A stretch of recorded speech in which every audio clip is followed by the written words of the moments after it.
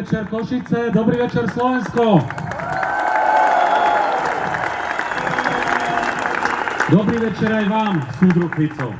Aj dnes k vám budem osobný, lebo nesiete hlavnú zodpovednosť za rozvrat právneho štátu a únos našej krajiny do ruskej sféry vplyvu.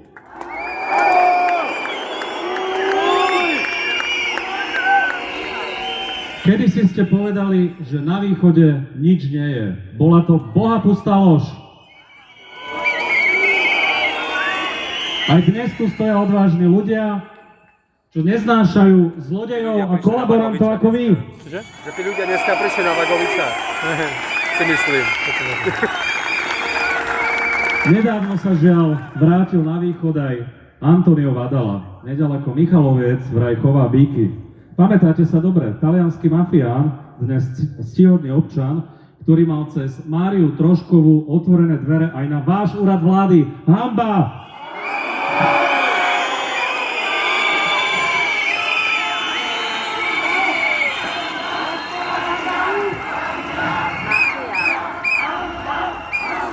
Písal o tom Ján Kuciak, ktorému stále neviete priznať meno. Ani 7 rokov po vražde. Nehambíte sa, súdruh Fico!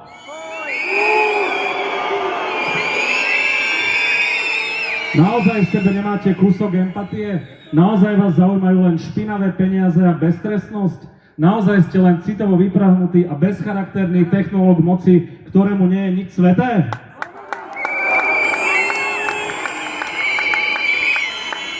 Hovoríte, že viete, kto zabil Jana a Martinu a že raz to poviete aj slovenskej verejnosti. Na čo ešte čakáte, súdruh Fico? Prečo bránite spravodlivosti?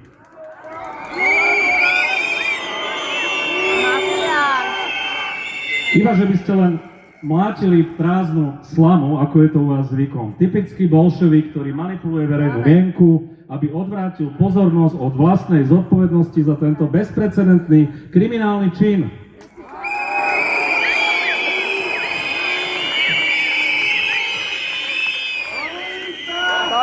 Čurilovcom naopak viete prísť na meno až príliš dobre. 4 roky ich dehumanizujete a vykreslujete ako tie najhoršie zvery. Odvolávali ste sa pritom aj na skompromitovaného Jána Kálavského, bývalého operatívca NAKA, ktorý bol tento týždeň právoplatne odsúdený za korupciu, znevažovanie právomoci a marenie spravodlivosti.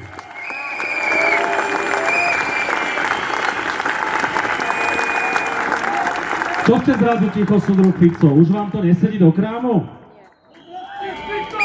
4 roky ste verbálne útočili aj na Branislava Dunčka a Roberta Magulu, ktorí pomaly usvedčiť aj skorumpovaného Kálavského. Obok včera už druhýkrát zadržala policajná inšpekcia. Fuj!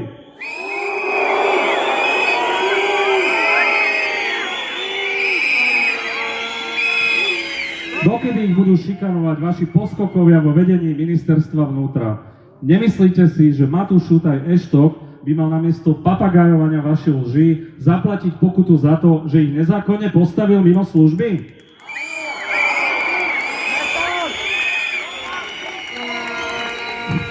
Naďalej atakujete aj ukrajinského prezidenta Zelenského. Odmietate podporiť jeho krajinu vojensky, politicky aj finančne. Veď ten Rus raz odíde, ako povedal váš zbabelý minister vnútra. Obrany, pardon.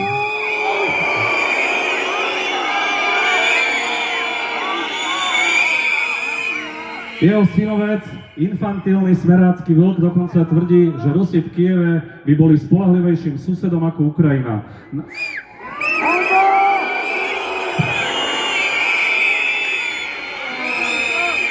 Na rozdiel od iných európskych lídrov ste sa Zelenského nezastali ani po tom, čo ho Donald Trump ponížil a hanebne vyrazil z Bieleho domu.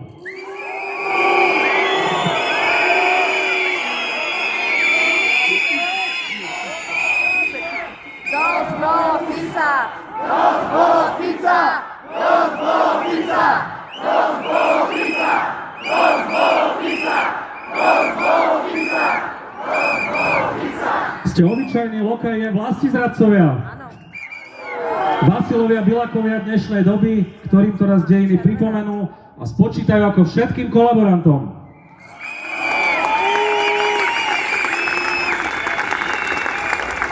Ale my to nevzdáme, súdruh Fico, ani my nikam neodchádzame. A budeme sem chodiť dovtedy, kým sa raz a navždy nestiahnete z verejného života.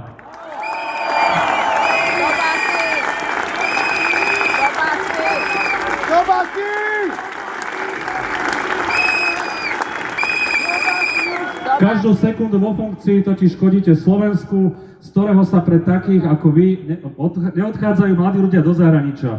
Poviem vám to tak, aby ste to rozumeli tomu aj vy. Odíšte už konečne z tejto krajiny, z politiky, pokojne aj s peniazmi, ktoré ste zohnali vlastnou hlavou. Pravda a spravodlivosť víťazí nad lžou a beztrestnosťou. Pekný večer!